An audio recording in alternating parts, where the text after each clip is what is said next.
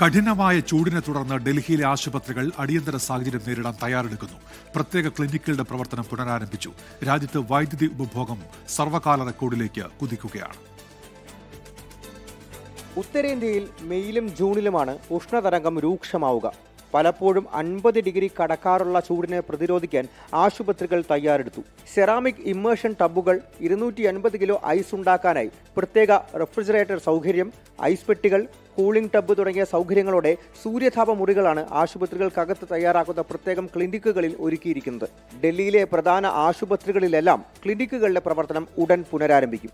അതേസമയം ഏപ്രിൽ 13 ശേഷം രാജ്യത്തെ വൈദ്യുത ഉപഭോഗത്തിൽ വലിയ കുതിപ്പാണ് രേഖപ്പെടുത്തിയിരിക്കുന്നത്.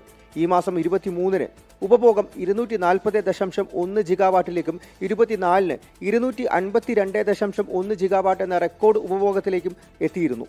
2024 മെയ് 30-നാണ് ഇതിനു മുൻപ് 249.9 ജിഗാവാട്ട് എന്ന റെക്കോർഡ് ഉപഭോഗം റിപ്പോർട്ട് ചെയ്തത്. ഈ വർഷത്തെ പരമാവധി വൈദ്യുതി ആവശ്യകത 271 ജിഗാവാട്ടായി വൈദ്യുത മന്ത്രാലയം കണക്കാക്കിയിട്ടുണ്ട്. പ്രതിസന്ധി മറികടക്കാനുള്ള ചർച്ചകൾക്കായി സംസ്ഥാന വൈദ്യുതി മന്ത്രിമാരുടെ യോഗം ഉടൻ ചേർന്നേക്കും.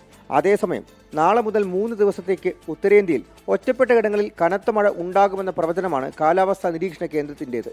24 ഡൽഹി.